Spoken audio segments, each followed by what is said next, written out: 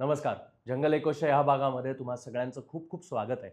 जंगल इकोसचा आमचा जो प्रामाणिक प्रयत्न सुरू आहे, की निसर्ग संवर्धनाबाबतीत, निसर्गातल्या वेगवेगळ्या घटकांबाबतीत तुम्हाला चांगली ऑथेंटिक माहिती द्यायची आणि अशा एक्सपर्ट्सना, अशा गेस्टना इथे बोलवायचं ज्यांच्याकडनं आपल्या ज्ञानात थोडीशी भर पाडून घ्यायची.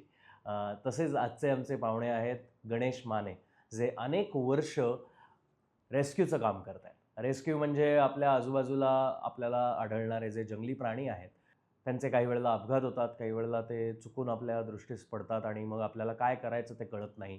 अशा वेळेला आपण ज्या व्यक्तींना फोन करतो, ज्यांना सर्पमित्र म्हणतात किंवा निसर्गरक्षक, प्राणीरक्षक असं म्हणतात. हे जे रेस्क्यू जॉब करणारे स्वतःच्या जीवावर खेळून कुठलीही अपेक्षा न ठेवता फक्त प्राणी, पक्षी वाचले पाहिजेत, ह्या भावनेने काम करणारे हे गणेश माने आज जंगल इकोसच्या पॉडकास्टवरती आलेले आहेत. सो जाणून घेऊया निसर्ग रक्षक, प्राणी रक्षक किंवा सर्पमित्र म्हणून काम करताना त्यांना काय अनुभव येतात आणि आपण ह्या सर्व कामामध्ये कशा पद्धतीने आपलं कॉन्ट्रिब्युशन देऊ शकतो.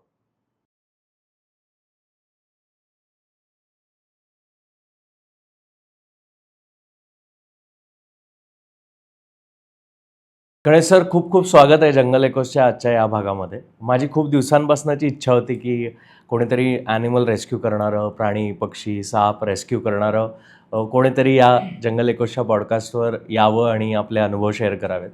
कारण जंगलात फिरणारे काही जणं ह्या पॉडकास्टवर येऊन गेले आहेत.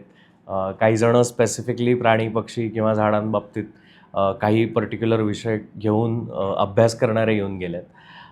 पण अनेक वेळेला जे भटके रानटी प्राणी आहेत की जे कुठेतरी हरवलेत किंवा वाट चुकलेत किंवा काही वेळेला शहरांमध्ये, गावांमध्ये फिरतायत, ह्यांना रेस्क्यू करण्याचं जेव्हा काम येतं किंवा त्यांना वाचवून पुन्हा काही दिवस त्यांचं संवर्धन करून मग त्यांना त्यांच्या त्यांच्या क्षेत्रात पुन्हा सोडण्याचं जे काम असतं, ते मला वाटतं खूप इम्पॉर्टंट काम असतं, खूप महत्त्वाचं काम असतं आणि ते गेली अनेक वर्ष तुम्ही करताय.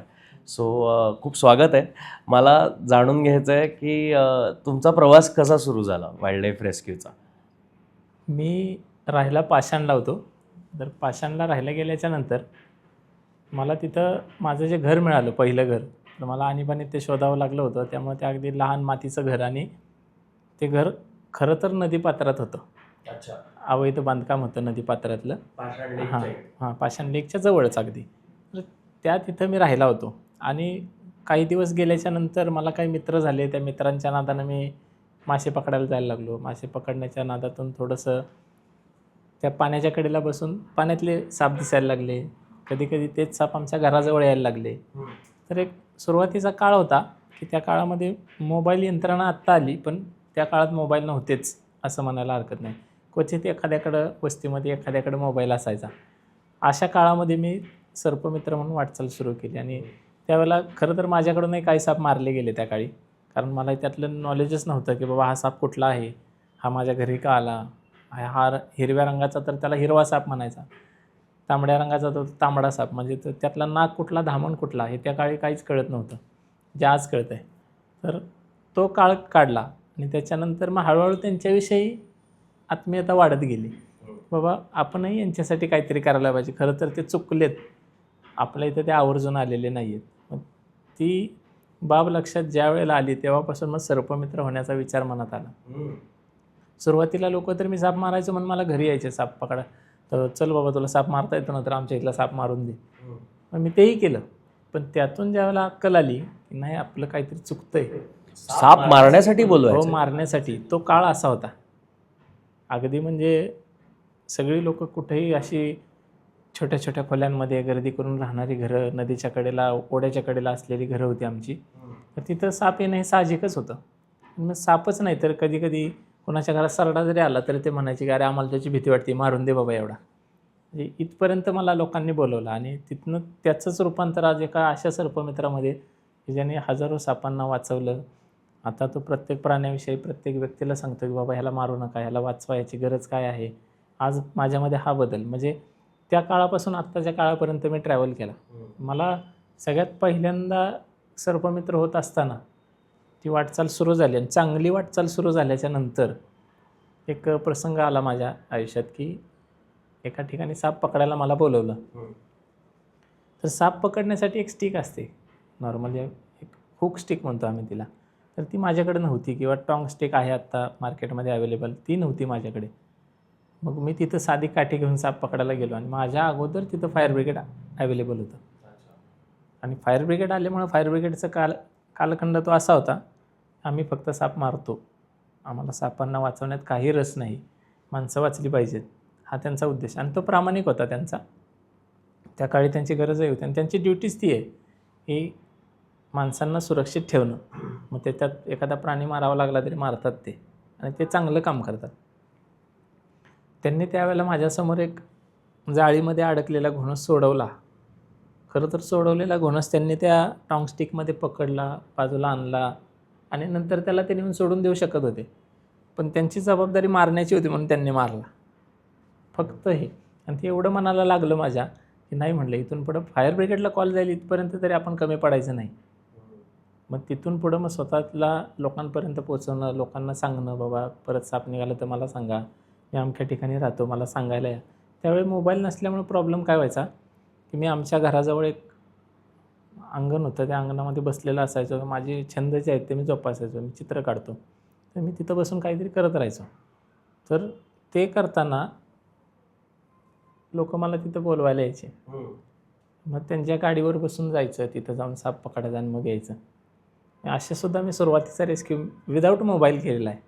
म्हणजे मोबाईल नव्हता किंवा कुठलं लँडलाईन नव्हतं माझ्याकडे, मी अगदी साध्या घरातून होतो. तर त्यावेळेला मग ते माझ्याजवळ येणार, मी त्यांना इतकं सहकार्य करायचो. आणि अगदी साधे लोकच मला बोलवायचे, ज्यांच्याकडं खूप चांगली साधनसंपत्ती आहे. ती लोक मला कधी बोलवत नव्हती, कारण त्यांना मारणे हे योग्य वाटतं. बऱ्यापैकी मला अशी लोकं भेटली की जी गरीब आहेत ना, ती खूप साप वाचवतात, आणि गरिबाच्या थोडीशी वरची असतात ती वाचवत नाहीत. मला आत्तापर्यंतचा अनुभव आहे हा. आणि त्यातली फार कमीच लोकं आहेत की जी आता थोडीशी सज्ञान झालीत, त्यांना निसर्गाविषयी आवड निर्माण झाली आहे, त्यांची मुलं निसर्गाविषयी काहीतरी काम करतात, किंवा त्यांना कुठल्या तरी धार्मिकतेच्या भावनेतून तो वाचवायचा असतो म्हणून वाचवला जातो. नाहीतर अन्यथा तुम्ही जर बघितलं तर नागपंचमीच्या काळामध्ये किंवा श्रावण महिन्याच्या काळामध्ये जेवढे साप वाचवले जातात, ज्या फ्रिक्वेन्सीमध्ये साप वाचवले जातात, ते इतर महिन्यांमध्ये का वाचवले जात नाहीत? माणसांचे विचार वेगळे आहेत त्या काळचे, की श्रावण महिन्यामध्ये तो आमचा भगवंतच आहे, त्याच्यानंतर मग त्याला मारलेला चालतो का? मग ते लोक मारतात तरीसुद्धा. आत्ताची शोकांती काय आपल्या इथल्या महाराष्ट्रीयन लोकांची, खूप महाराष्ट्रामध्ये हा प्रकार घडतो की फक्त श्रावण महिन्यातच साप वाचवायचा. आम्ही लोकांना सांगतो, बाबांना असं करू नका, अख्खं वर्ष श्रावण महिन्यासारखं सांभाळा, चालू शकतं ना. ते चालत नाही लोकांना तसं. म्हणजे मी आत्तापर्यंतच्या अनुभव त्या उलट्या सुलट्या गोष्टी खूप घडल्या, तरी पण आपल्या परीनं जितकं लोकांना चांगलं सांगता येईल, बाबांना साप किती वाचला पाहिजे एवढं आम्ही सांगतो. आजपर्यंत किती साप रेस्क्यू केलेत? आकडेवारी नाही सांगता येणार, पण एक 4,000च्या आसपास तरी असतील, 3,500 ते 4,000च्या आसपास. 4,000 साप रेस्क्यू केलेत तुम्ही. ह्यामध्ये बरेचदा हे ऐकायला मिळतं की साप बदला घेतो, किंवा साप दूध पितो, किंवा अजून काय काय अशा चुकीच्या गोष्टी ऐकायला मिळतात बरेचदा. तर ह्यातल्या कितपत खऱ्या आहेत, कितपत खोट्या आहेत? म्हणजे अगदी साप बदला घेतो का? साप बदला घेत नाही, ही साधं प्रमाण आहे. पण सापाला बदला घेण्याचं कारण काही नाही, तो जिथल्या तिथं जे असेल ते, म्हणजे त्याला जर समोर तुम्ही डिवचला तर तो तिथल्या तिथं घेतला तर घेतला. तो बदला जर त्याला घ्यायचा असेल, तुम्ही डिवचताय म्हणून तो जर तुम्हाला चावत असेल तर तो तेवढ्यापुरता बदला असू शकतो. पण तुम्ही आज सोडून दिलेला साप 4 महिन्याने परत येऊन माझ्यावर बदला घेईल किंवा माझा शोध घेईल, असं कधी होऊ शकत नाही. इतर प्राणीसुद्धा करत नाही आणि तोसुद्धा करणार नाही. आणि दुसरं म्हणजे साप दूध पितात का? तर एक दूध पिण्यासाठी त्यानं पहिलं मॅमल्स असावं लागतं, तो आहे रेप्टाईल्स, म्हणजे आपण त्याला सरीसृप म्हणतो. आणि तो सस्तन प्राणी नाही. तर सस्तन प्राणी कोण? की ज्याच्या अंगावर केस असतात. ज्याच्या अंगावर केस असतात, ज्याची आई आपल्या बाळाला जन्मानंतर काही काळ दूध पाजते, ते सस्तन प्राणी. आणि सापांमध्ये ती प्रोव्हिजन असते. समजा साप जर दूध पित असता, सापाला जर दुधाची गरज असते, तर त्याची गरज त्याच्या आईनेच भागवली असते. त्याला इतरांचं दूध प्यायची काय गरज पडली असते? गाईचं दूध पिण्यासाठी तो जन्माला नाही आला, शेळीचं दूध पिण्यासाठी जन्माला नाही आला. जर त्याला गरज होती तर त्याच्या आईने पाजलं असतं ना. मग आम्ही कोण त्याला दूध पाजणार आहे? तर लोकांनी हे पाजू नये, हे माझं मत आहे. पण पाचतात का असं धरून दूध? हो, पाजतात. अक्षरशः त्याला नारसाळ तोंडामध्ये लावून ओतण्यापर्यंत प्रमाण आहे लोकांचं. बापरे. पण मग अशा वेळेला तुम्ही जाऊन हो, थांबवलंय अशा थांबवले. गोष्टी? मी त्यांच्याकडून साप जप्त केलेत अशा लोकांकडनं. हम्म. आणि आपल्या इथं आत्ता थोडासा बदल म्हणजे मी अलीकडच्या काळात काही बघितलं की काही लोक ते साप घेऊन फिरतात. तर ते एकतर त्यांच्या तोंडाला, सापांचं जे तोंड असतं त्याला फेविक्विक लावलं जातं आणि अक्षरशः त्यांचे जबडे चिटकवले जातात. काही लोक तर त्यांना स्टिचेस वगैरे मारून आणतात त्या तोंडांना. इतके भयान परिस्थिती बघितलेला माणूस आहे मी आत्तापर्यंत सापांच्या क्षेत्रात.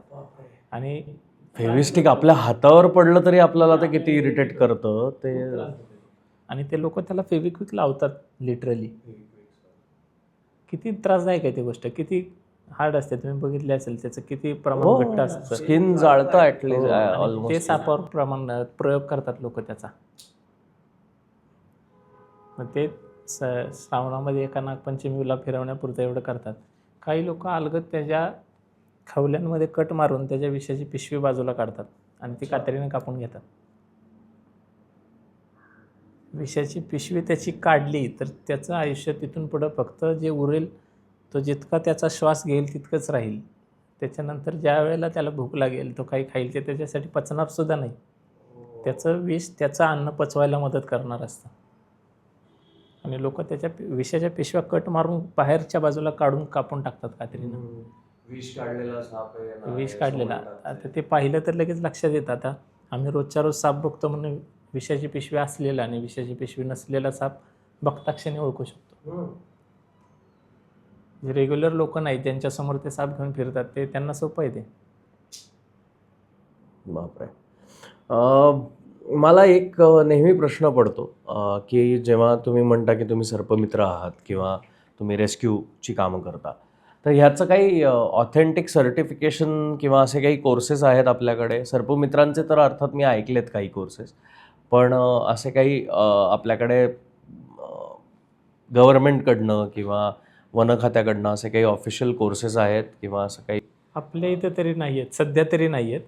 कारण आपल्या इथं असं जर कोणी शिकवत असेल तर ते पर्सनल तत्वावर शिकवतात की बाबा तुला शिकायचं आहे ना, माझ्यासोबत ये, मी तुला काही काळात शिकवतो. पण तो किती 4-5 साप, 10 साप, एक 20 साप शिकवेल, त्याच्या पलीकडे नाही. 350 प्रजाती आहेत त्या नाही शिकवू शकत. कारण त्या एकत्र त्याला मिळणारही नाहीत. एकत्र एका व्यक्तीला एका दमात दाखवणं शक्य नाही. किंवा पूर्ण सर्पमित्रांचा कार्यकाळ म्हणजे त्यांचा पूर्ण कार्यकाळ जो असतो तो बऱ्याचदा पूर्ण कार्यकाळात सुद्धा सगळे बघून होत नाहीत. ते दाखवणार तरी किती असं आहे ना. आणि असे काही ऑथेंटिकेशन सर्टिफिकेट वगैरे आपल्या इथं काही मिळत नाही सर्टिफिकेट ते.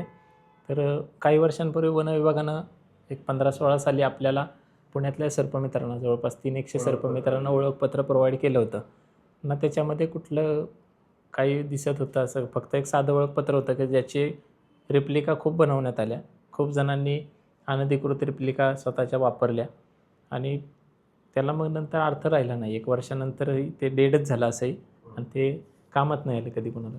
पण मग जर मला किंवा माझ्या सोसायटीत कोणालाही, म्हणजे आत्ता जंगल एकोसचा पॉडकास्ट आपले जे कोणी दर्शक बघतायत त्यापैकी कोणालाही कुठे असा कुठला पक्षी दिसला, प्राणी दिसला आणि त्यांना काय करायचं कळत नाही आहे, घार पडली आहे कुठेतरी इंजर्ड होऊन किंवा सनस्ट्रोक होऊन किंवा कुठेतरी सापच निघाला, कुठल्या तरी कन्स्ट्रक्शन साईटमध्ये साप निघाला, तर अशा वेळेला कोणाला कसा कॉन्टॅक्ट करायचा, कसं शोधायचं? तर सर्पमित्र म्हणून मी एक माझी जबाबदारी सांगतो की मला प्राण्यांना हाताळता येतं म्हणून किमान माझ्याशी संपर्क केला तर मी मदत करू शकतो.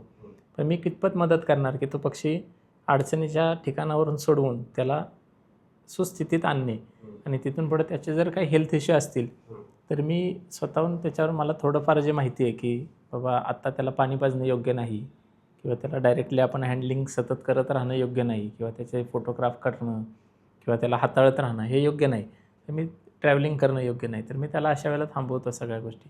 म्हणजे माझ्या अनुभवातून सांगतो की मी ते थांबवतो सगळं. त्या पक्षाला खरं तर माणसांची खूप भीती वाटते आणि त्याला वाचवणारा माणूसच असतो हे त्याला माहिती नसतं. त्यामुळे तो आधी प्रेशरमध्ये येतो, खूप प्रेशरमध्ये येतो. ते इतके प्रेशरमध्ये येतात की अक्षरशः ते जीव सोडतात घाबरून. इथपर्यंत प्रेशरमध्ये जाऊ शकतात. पण त्यांना थोडा वेळ होल्ड करून जर काही इलाजाची गरज असेल ना तर औंधमध्ये सरकारी हॉस्पिटल आहे जनावरांचं. तिथे गेल्याच्यानंतर ते सहजासहजी म्हणजे बऱ्याचदा ते म्हणतात केस पेपर हे नका काढू, आम्ही असं सहकार्य करतो. पण हे झालं पुण्यात. हां, हे पुण्याच्या बाबतीत. पण हे जर पुण्याच्या बाहेर जर गेलं, थोडंसं ग्रामीण भागाकडे वळालं तर मग अवघड होतं आहे. मग कोणीतरी त्याची जबाबदारी व्यक्तीने जबाबदारी घेणं गरजेचं आहे. पण आता तुम्हाला जर संपर्क करायचा असेल तर कसा करायचा? माझ्या फोन नंबरवरच, कारण माझ्याशी कॉन्टॅक्ट करायचा असेल तर माझा पर्सनल फोन नंबर तुमच्याकडे असणं गरजेचं आहे. माझा नंबर कुठल्या सोशल मीडियावर मिळणार नाही किंवा तुम्ही डायरेक्टली गुगलला सर्च केलं गणेश माने रेस्क्यूअर म्हणून तर नंबर मिळणार नाही माझा. मग इथपर्यंत आपले तर सर्पमित्रांपर्यंत पोचणं किंवा असं प्राणीमित्रांपर्यंत पोचणं अवघड झाले. पण आम्ही आपल्या ह्या जंगल एकोसच्या पॉडकास्टमध्ये तुमचा नंबर डिस्प्ले केला तर चालेल? हो, म्हणजे नक्की, ज्यांना नक्की. माझाही करा, वन विभागाचा एक आहे 1926 असा काहीतरी नंबर आहे, तर तोही केला तरी चालेल, कारण ते पण मग वन विभाग तुम्हाला संपर्क करतो वन अशा विभाग वेळेला? त्या परिसरामध्ये त्यांचे जे कॉन्टॅक्ट्स असतात, त्यांचा वन परिक्षेत्र अधिकारी त्याच्या संपर्कातील एखादा सर्पमित्र, प्राणीमित्र किंवा एखादी NGO असेल, त्यांच्याशी संपर्क करून मदत पोचवते. मी हे का विचारतोय, कारण बरेचदा मला असा अनुभव आला आहे, बऱ्याच लोकांकडनं हे ऐकायला मिळालं आहे की काही वेळेला ज्या ॲनिमल रेस्क्यू करणाऱ्या किंवा ॲनिमल वाचवणाऱ्या ज्या संस्था आहेत, NGOज आहेत, त्यातल्या काही जणांकडनं प्रत्येक वेळेला हवा तसा रिस्पॉन्स येत नाही. अनेक वेळेला ते त्यांच्या कामांमध्ये बिझी असतात म्हणून असेल, किंवा काही वेळेला प्राण्यांमध्ये सुद्धा ते भेदभाव करतात खूपदा, की रानटी प्राणी असेल किंवा एंडेंजर्ड स्पेशी असेल की तर खूप गर्दी होते. कॅमेरा घेऊन शूट करता येणार असेल तर पटकन गर्दी होते. पण हेच जर कुठला तरी साधा रस्त्यावरचा कुत्रा इंजर्ड असेल किंवा मांजर असेल किंवा एखादा पक्षी, असा मी म्हटलं तसं तो कावळा, चिमणी, कबुतरांसारखे पक्षी जे खूप कॉमनली दिसतात आपल्याला, तसं कोणीतरी असेल तर हे असे धावत पळत येणारे लोक कमी आहेत रेस्क्यू करायला येणारे. साप मिळाला तर लगेच येणारे आहेत लोक, किंवा आता बिबट्या जर कुठेही दिसला तर पटकन धावत पळत येणारी लोक आहेत. पुण्यात गवे 2दा येऊन गेलेत, सो त्यावेळेला काय घडलं होतं हे सगळ्यांनी पाहिलेलंच आहे. पण अशा वेळेला किंवा घुबड आलं किंवा अशी जी रेअर पक्षी किंवा प्राणी आहेत त्यांना वाचवायला ह्या संस्था पुढाकार घेतात. पण बरेचदा यातल्या काही संस्था जेव्हा असे काही पाळीव प्राणी असतील किंवा असे रस्त्यावरती काहीतरी दिसलं असेल तर त्या बाबतीत पटकन पुढाकार घेताना दिसत नाही. तर हे का घडत असेल आणि हे असं हे घडतंय ते बरोबर आहे का चुकीचं आहे काय? हे थोडंसं मला चुकीचंही वाटतं, कारण प्राणी हा प्राणी आहे शेवटी. त्यालाही 2च पाय आहेत किंवा त्यालाही 4च पाय आहेत, त्यालाही पंख आहेत, त्यालाही चोच आहे. आणि ते एंडेंजर्ड जो आहे त्यालाही तेवढीच चोच आणि तेवढेच 2 पाय, तेवढेच पंख असतील. फक्त रंगांमध्ये भेदभाव किंवा शासनानं त्याला अधोरेखित केलेली त्याची जी शेड्यूल लिस्ट असते ती एखाद्या वेळ कमी जास्त असू शकते. एखादा एंडेंजर्ड असेल तर एखादा लिस्ट कन्सर्न असेल, असंही असू शकतं. पण तो लिस्ट कन्सर्न असेल तर वाचवायचा नाही, पण एंडेंजर्ड असेल तर वाचवायचा, असा भेदभाव होऊ नये हे माझं मत आहे. कारण कबूतर असो, चिमणी असो अथवा कावळा असो किंवा मोर असो, कुठलाही असो, म्हणजे मोर असेल तर मग उड्या मारत सगळेजण रिक्षा करून येतील जर गाडी नसेल तर, इथपर्यंत तयारी असते. पण तिथं जर कावळा असेल तर मग विचार केला जातो, अरे तो कावळा आहे बरं का, काय करायचं.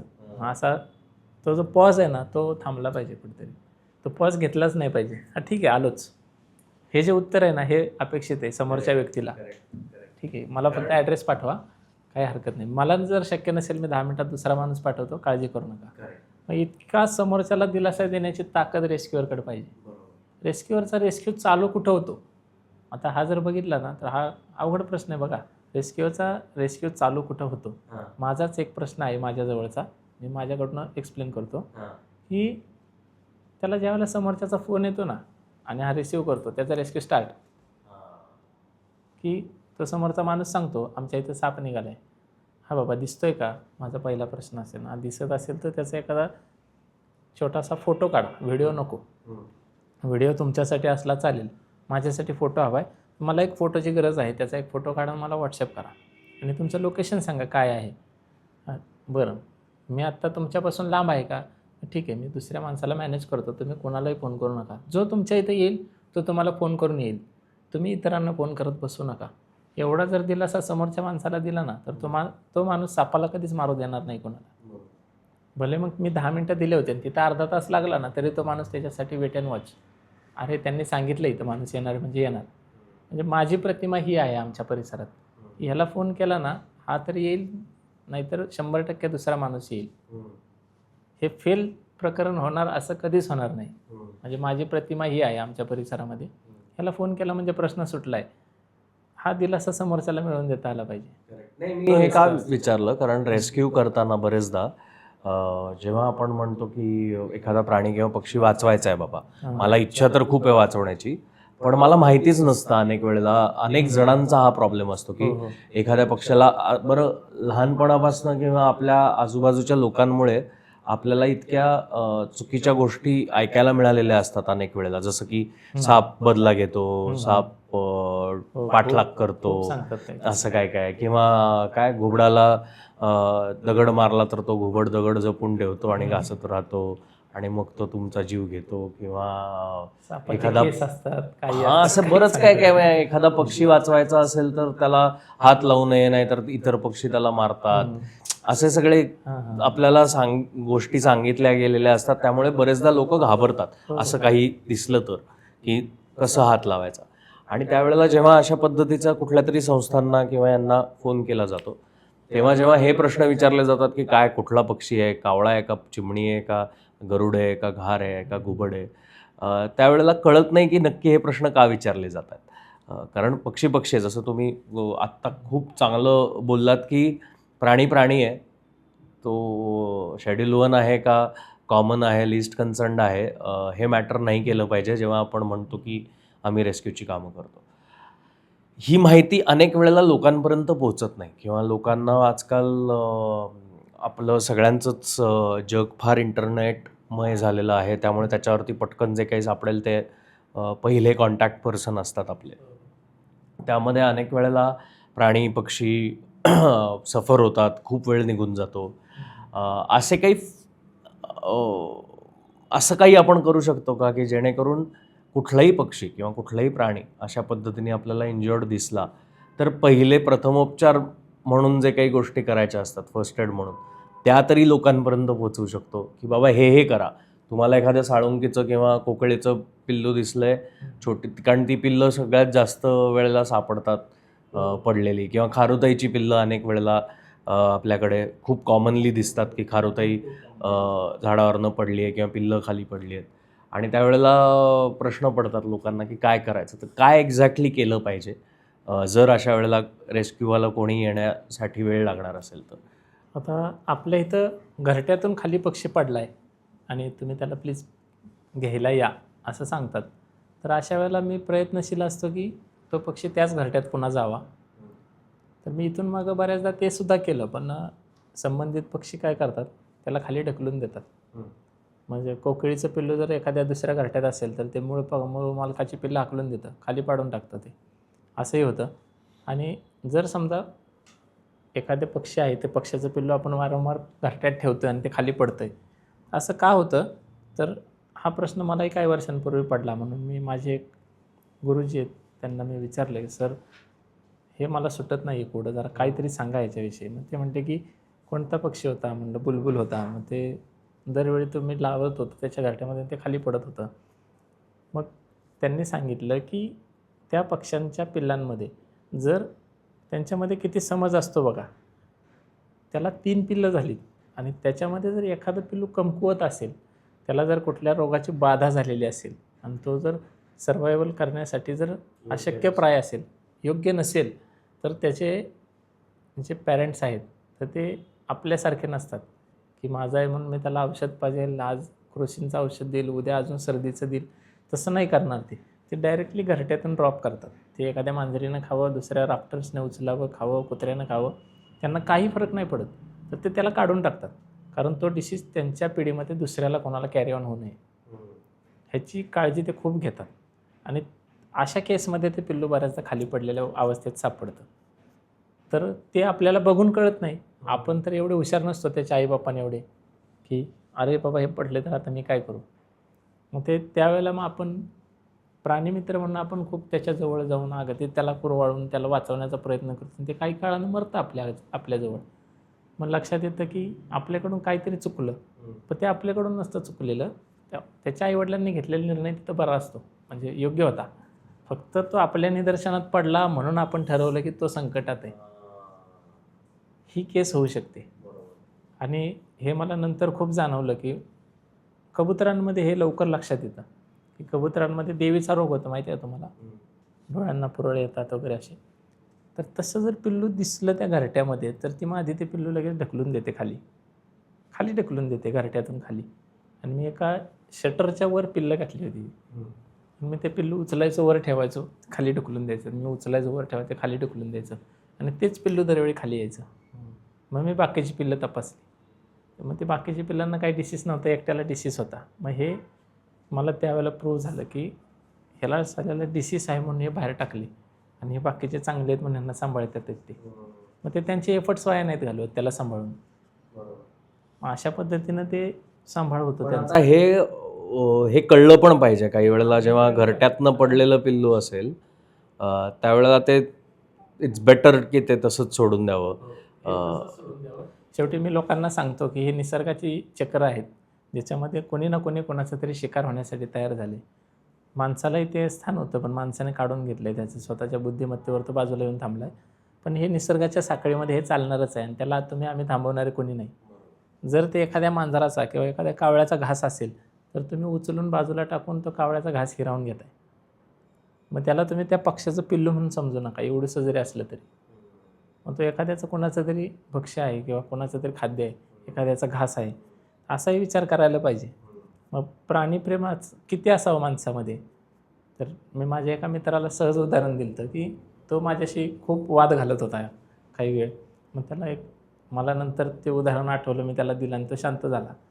त्याला म्हटलं, तुला पक्षी आवडतात खूप, तू पक्ष्यांवर खूप प्रेम करतो, आणि तुला सापही आवडतात, आणि तुझ्यासमोर समजा एखाद्या गरुडानं एखाद्या सापाला उचललंच तर तू प्राधान्य कशाला देणार, की तुला साप वाचवायचा आहे का गरुडाच्या हातातला तो साप बाहेर काढून तो साप वाचवायचा आहे, का गरुडाला उपाशी मारायचं आहे, तू प्राधान्य कशाला देणार. मग तिथं आपण नाही ना थांबू शकत.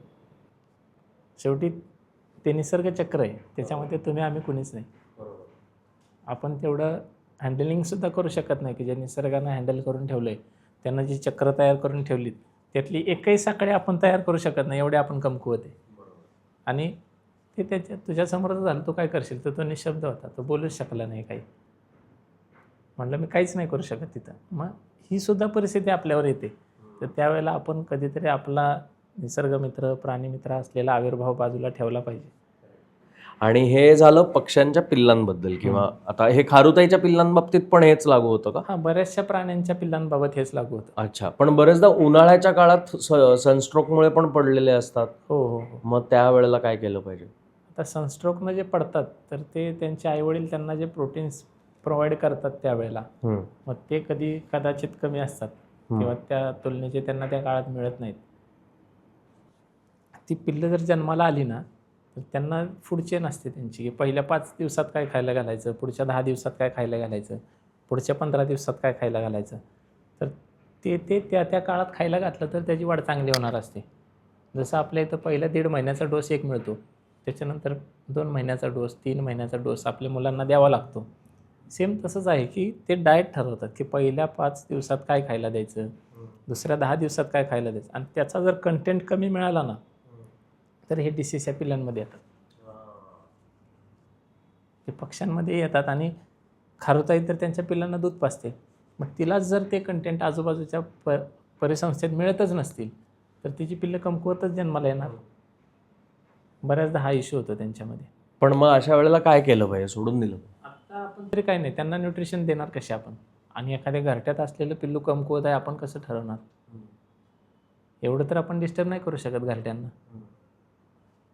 त्यामुळे ज्या वेळेला ते आपल्या निदर्शनात येईल, आता मला समजा खारुताईचं पिल्लू सापडलं पण त्याचे नेस्टच नाही सापडले किंवा त्याच्या पॅरेंट्सच नाही सापडले, तर मला नाईलाजाने ते पिल्लू सांभाळावं लागतं. मग मी काय करतो, घरी आणतो, डॉक्टरांचा सल्ला घेतो, मल्टीव्हिटॅमिन दे, मग त्यांना दुधाचं प्रोटीन पावडर असेल ती पाज, सेरेलॅक पाज. मग असं करत करत माणसासाठी जे उपयुक्त आहे, माणसानं स्वतःच्या ह्याच्यासाठी, म्हणजे काय म्हणतो आपण, की स्वतःच्या सर्वायवलसाठी जी काही साधनं तयार केली त्याच्यातून तो वाचतोय का ह्याचा मी प्रयत्न करणार. माझ्याकडनं वाचायलाच हे 100% नाही, पण मी प्रयत्न करणार, एवढंच होतं त्याच्यात. तर माझ्याकडे बऱ्याचदा खारुताईची पिल्लं अगदी केस नसलेल्या अवस्थेत मी पिल्लं आणली होती आणि त्यांना मोठे केले ते आणि ते झाले पण ती कशी करावी लागली तर त्यांना सेरेलॅक वगैरे द्यावं लागलं मला. अगदी लहान मुलांना नवजात बालकांना जे देतो ते त्यांना देत राहावं लागलं आणि ती नंतर इतकी ॲडिक्ट झाली की ती माझ्या अंगावर खेळायची. मला ते आवडत नसं झालं. मला ते वाटायचं की त्याने परत एकदा तिकडे जावं, त्याचं त्यांनी पळून जावं, त्याचं त्यांनी काय व्हायचं ते व्हावं, पण त्यांनी माझ्यासोबत नको राहायला. मला त्याची जबाबदारी नको होती, कारण निसर्ग त्याची जी जबाबदारी घेईल ती मी नाही घेऊ शकत. हे मला कायम वाटतं की मी निसर्गाच्या समोर खूप हतबल आहे. म्हणजे माणसाइतका आमच्या सरांनी सांगितलं मला की माणसाइतका कमजोर कोणी नाही या जगामध्ये. जर पाण्यात उतरला, मगर मागे लागली तर ना तो माशा इतका जोरात पोहू शकतो, मगरी इतका जोरात पोहू शकतो. एखादं जर जनावर मागं लागलं तर माकडा एवढा जोरात झाडावर सुद्धा नाही चढू शकत, ना हरणा एवढा जोरात पळू शकत नाही वाघ मागं लागला तर. काय राहिलं माणसामध्ये? याच्या पलीकडे काही स्किलच नाही आहे. तर आपण याच्या पुढचं काय करणार आहे? तर काहीच नाही. साप सोडून इतर कोणते प्राणी रेस्क्यू केलेत तुम्ही?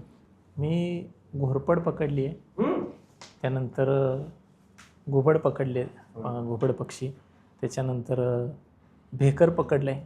भेकर तर कुत्र्यांनी ताणलं होतं, त्याला 2-4 ठिकाणी पाडलं होतं आणि मग ते मी गावकऱ्यांच्या मदतीनं जाऊन एकट्यानं पकडून ठेवलं होतं. ते 2 वेळा मी भेकर पकडलं, घोरपड 3-4 वेळा पकडल्या आणि आता रिसेंटली असे काही उदमांजर वगैरे हे तर खूप कॉमन झाले पुणे शहरात. उदमांजर खूप सापडतात. अलीकडे शहरामध्ये रानटी प्राणी बरेचसे, म्हणजे जे जंगलातले प्राणी आहेत, रानटी म्हणणं खरं तर जंगली म्हणायला पाहिजे, जंगली प्राणी जे आहेत ते अलीकडे बरेचदा शहरांमध्ये दिसायला लागलेत. पुण्यामध्ये असेल, मुंबईत असेल, इतर बऱ्याचशा शहरांमध्ये असेल, नागपूर आहे, नाशिकमध्ये आहे, बरीचशी शहरं बेसिकली. तर हे जे त्यांचं वारंवार आता दिसणं आहे किंवा खूप चांगल्या रेसिडेन्शियल कॉलनीमध्ये सध्या सिवेट्स दिसत आहेत पुण्यामध्ये, जे खूप अनकॉमन आहे. म्हणजे बिबट्या येत आहेत ते मी समजू शकतो, इतर काही प्राणी येत आहेत ते मी समजू शकतो, पण सिवेट्स जे पाम सिवेट्स जे शक्यतो नाहीच येत बाहेर, ते सुद्धा आता शहरांमध्ये अशा पद्धतीने बाहेर येऊन दिसायला सिवेट कॅट जे आहे ना, हे नॉक्टर्नल आहे. तर लोक झोपल्याच्या नंतर ते सर्वायवल करतं, त्याचं जे असेल ते, त्याचं जे चालणं फिरणं जे असेल. तर तुम्हाला पुणे शहरामध्ये अशा बऱ्याच केसेस आहेत की जिथं उदमांजर आता वास्तव्याला आहेत. म्हणजे पूर्वीही होती, पण पूर्वी त्यांच्या इथं मोकळे लँड होते, त्या मोकळ्या लँडमध्ये ते राहत होते आणि एखाद्या झाडावरती, आपल्या नारळाच्या झाडावर त्यांचं नेस्टिंग करून तिथं पिल्लं जन्माला देऊन खाली येऊन आपली मजा करून निघून परत रात्रीचे पहाटेवर जाऊन राहून मजा करतात ते. तर त्यांना आता ते लोकांना दिसायला लागले किंवा लोक रात्रीचे फिरतात, प्रकाश व्यवस्था खूप आहे, मोबाईल कॅमेरेज आहेत, शेअरिंगचे ऑप्शन खूप आहेत, त्याच्यामुळे आता ते दिसण्याचं प्रमाण वाढलं. उदमांजर उंच उंच झाडांवर बसलेली असतात, दिवस खाली बघत असतात, उतरत नाहीत खाली दिवसाची, दिवसभर एका ठिकाणी बसून खाली बघत असतात. अगदी एवढी साहून बसतो उदमांजर. मी अगदी बावधनमध्ये तर लोकांच्या घरातनं काढले, म्हणजे घरामध्ये असे 2-2, 3-3 असे जाऊन काढून आणलेले आहेत आणि ते काही नाही करतो. गरीब असतं खूप उदमांजर. मी बघितले बऱ्याच जणांना असं शेपटीला धरून असं उलटं पकडतात आणि रील्स बनवतात आणि काही जण त्यांना स्टिकनं लांब पकडतात, कोणी त्यांच्यावर कापडं टाकतं, काही करतं, असं बघितलं. आता मी स्वतः उदमांजर पकडलं आहे, तर मी त्याला अगदी घरच्या मांजरासारखा फिरवतो अंगावर. मी उदमांजर पकडल्याच्यानंतर मी उदमांजराला फार क्वचितदा त्याच्या अंगावर ते कापड टाकून पकडले. अगदी मांजर उचलल्यासारखा उचलतो, म्हणजे इतकं ते शांत असतं. किंवा खवले मांजर पकडले तर तेही तसंच, ते अगदी साधे स्वतःला मांजरासारखं, हेच ते करून अगदी घेतात. स्वतःला कॉईल करून घेतं. ते तर बिचारं काही करत नाही, ते ह्याच्यापेक्षाही शांत असतं. आणि ते उदमांजर पण 2 मिनटं त्याच्यासमोर बसलो ना आपण की ते आपल्या जवळ येतं, मनाने जवळ येतं आपल्या. मग इतकं ते शांत स्वभावाचं आहे आणि त्याला इरिटेट करतात शेपटी ओढून धरून किंवा पिंजऱ्यामध्ये घालून वगैरे. मी वानर पकडलं होतं एकदा. ते वानर पकडण्याचा अनुभव माझा थोडासा वेगळा होता. की त्याच्या कळपातून त्याला काढायचं होतं एकालाच बरोबर. का? त्याला शॉक लागला होता, लाईटीच्या पोलवर गेलं ते आणि त्याला करंट लागला आणि ते पडलं वरून खाली. तिथं पडलं तर खूप मोठं गुलाबाचं झाड होतं आणि त्याचे काटे त्याला लागले त्यातून सुटताना आणि त्याला खूप लागलं. ते इरिटेट झालं होतं अगदी. मादी होती, फिमेल वानर होतं ते. असं मान खाली घालून बसलं. पण त्यांच्यामध्ये एक कुटुंब व्यवस्था असते ना, ते पूर्ण कुटुंब ते असं बाजूला बसलं होतं त्या, आणि त्यातून तिला ती जखमी होती तर तिला बाहेर काढायचं होतं. तिला हाताला करंट लागला होता, तोंडाला लागलं होतं, रक्त येत होतं नाकातून. तिला मी त्यावेळेला पकडलं. तर मी कधीच वानर पकडलं नाही. आणि मग आता हे कसं पकडायचं, तर मी एक मित्र आहेत माझे दीपक सावंत नावाचे, तर त्यांना मी फोन केला. हो सर म्हटलं एक वानर आहे म्हटलं, पण अशा अवस्थेत आहे, तर काय करायचं, याला काय करणार. मी पकडू शकतो पण त्याच्यासाठी डेअरिंग गरजेचं आहे. म्हणजे डेअरिंगचं कमी नाही आपल्याकडे. म्हटलं तुम्ही सांगा फक्त कसं धरू. मग त्यांनी सांगितलं की एक चादर घ्यायची आणि चादर अंगावर टाकून प्रयत्न कर पकडण्याचा. ठीक आहे म्हटलं करतो. तर म्हटले थोडासा अंधार होते, मग ते बाकीची फॅमिली जरा बाजूला होत जाईल, आणि त्यातून तुला ते पळवून न्यायचं आहे एवढं लक्षात ठेव. माझा एक मित्र आणि मी गेलो होतो. त्याला माझ्याकडे स्कूटर होती चेतक त्यावेळेला जुनीवाली. मग त्याला म्हटलं तू गाडी चालू करून बाजूला थांब, मी सांगेल त्यावेळेला. मग त्यानं गाडी चालू करून थांबला आणि एक तिथल्या माणसाने सहकार्य केलं मला की एक चादर दिली. मी त्याच्या अंगावर चादर टाकून त्या फिमेलच्या पूर्ण ती फिमेल त्या चादरीमध्ये हाईड करून तिथनं अगदी काही सेकंदांमध्ये पळत जाऊन त्या स्कूटरवर बसून निघून गेलो. ती सगळी फॅमिली माझ्या मागं लागली होती त्या वानरांची. मग त्याला मी गाडीवर सांगितलं डायरेक्ट घरी जायचं नाही म्हटलं, आपण 2-4 किलोमीटर लांबनं घरी जायचं, म्हणजे एवढ्या लांब येणार नाहीत आपल्या मागं. मग आम्ही माझ्या घरी जाण्यासाठी, माझं घर तिथनं खूप जवळ होतं, आम्ही खूप लांबून फिरून येऊन माझ्या घराजवळ आलो.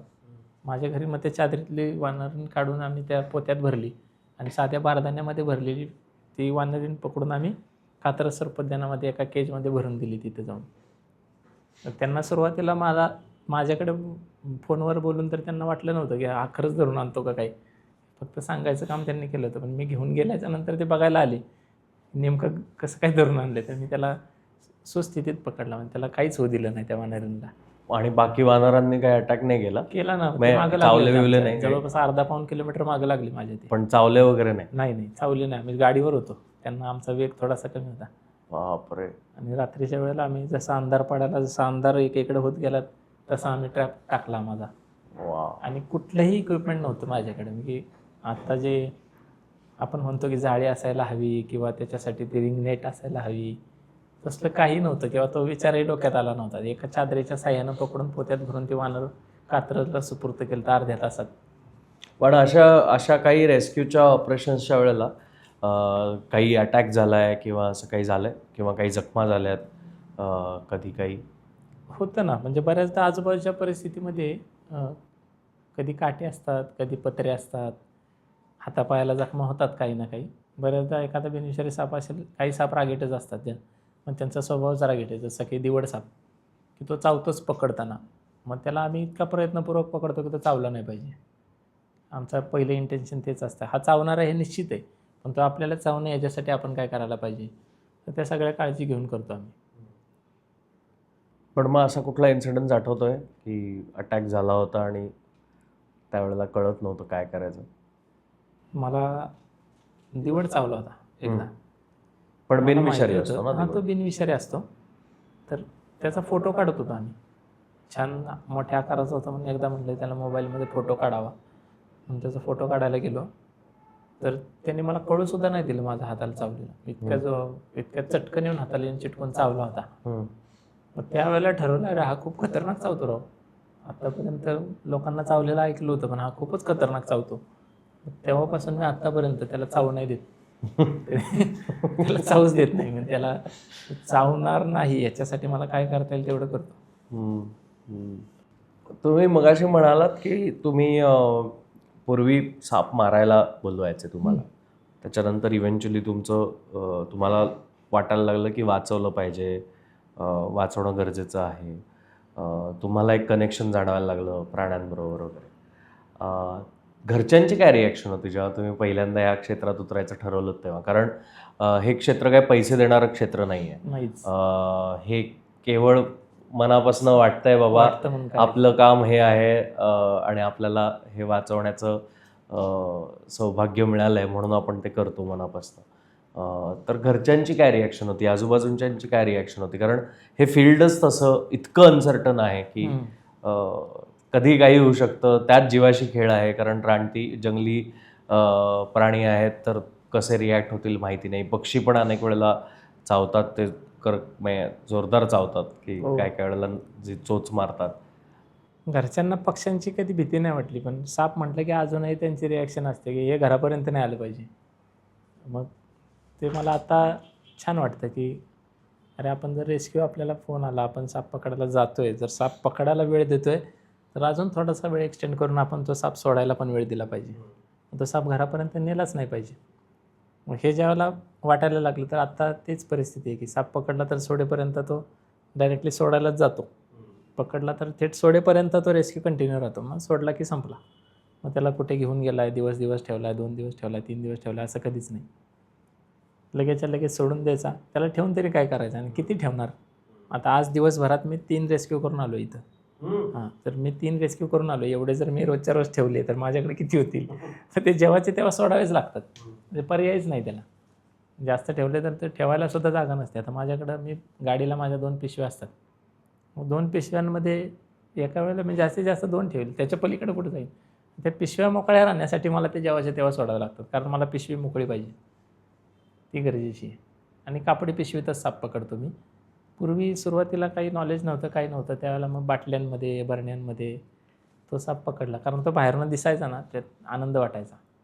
आता नाही वाटत, की आपला आनंद त्यांच्यासाठी आनंद नाही आहे. त्यांच्यासाठी ती कस्टडी असते आणि ते आपल्याला कळालं पाहिजे. आपल्याला व्हिज्युअलाइज झालं पाहिजे ते. आपल्याला जर ते कळालं नाही तर आपण त्यांना मग खूप त्रास देणार. तुम्ही रेस्क्यू करता त्याच्यानंतर आता जेव्हा काही पक्षी किंवा मगाशी आपण बोलता बोलता तुम्ही काही घुबडांबद्दल सांगितलं की एवढंसं पिल्लू सापडलं होतं ते वाढवून मग नंतर तुम्ही सोडलं बाहेर. तर ते हे नियम काय असतात की आपण एखादा असा प्राणी किंवा पक्षी रेस्क्यू केला आहे, घरी आपण त्याला वाढवतोय, तो ऑब्व्हियसली पाळीव प्राणी म्हणून घरी ठेवू नये, पण त्याला बाहेर सोडण्याच्या आधी पण काही गोष्टी आपल्याला कराव्या लागतात.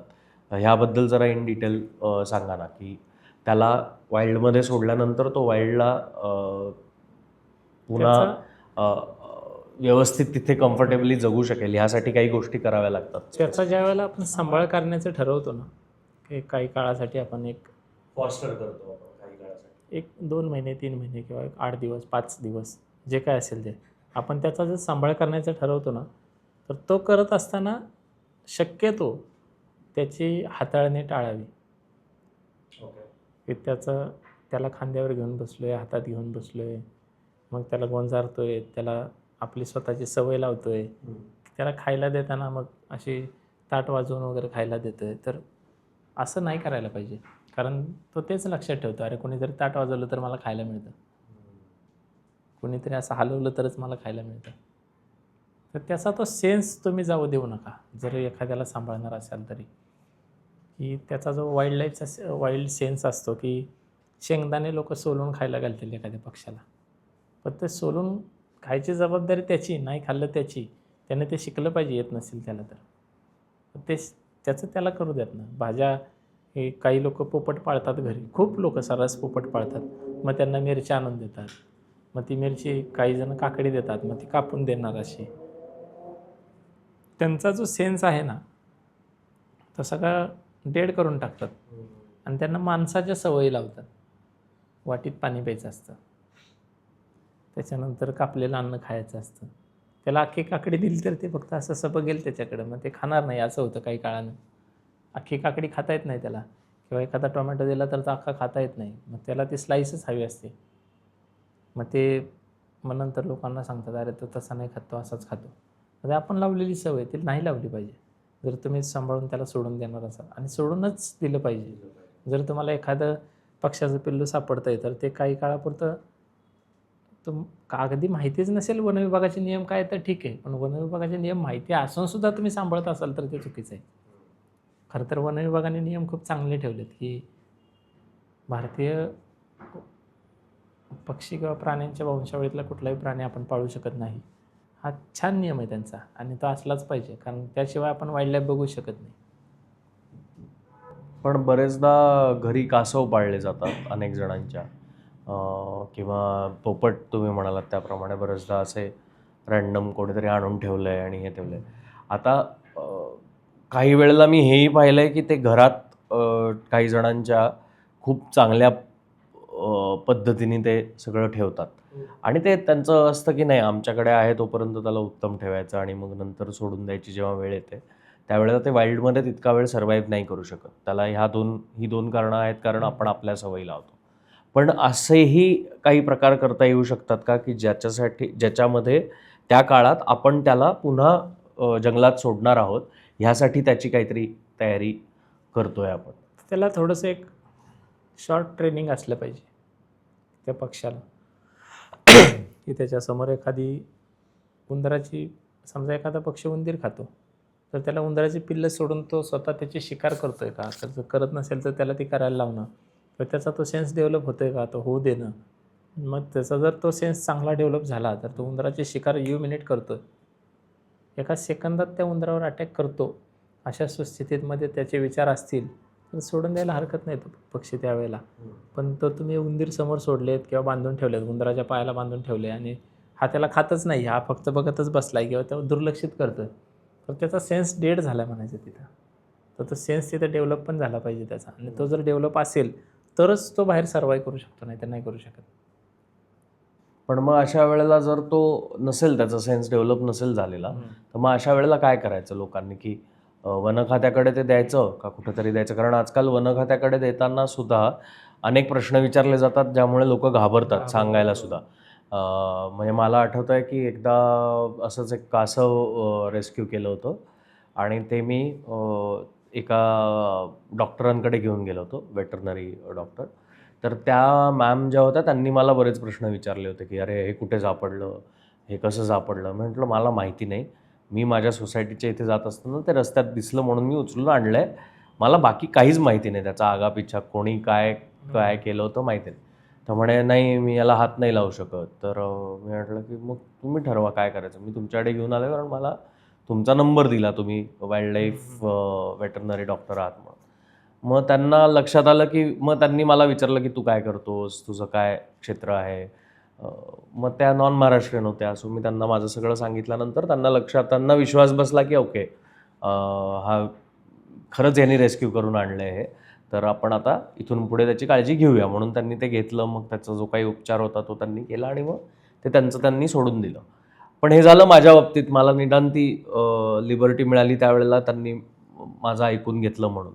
पण बाकी बरेचदा लोकांना हे सांगताना पण अडचण येते की कुठून आलं, कसं आलं, काय आलं, किंवा घाबरतात पटकन की आता माझ्यावरती काही केस होईल का, किंवा आता मी काहीतरी माझ्यावर काही ऑब्जेक्शन घेतलं जाईल का वगैरे, म्हणून लोक सांगतच नाहीत, असंच ठेवतात.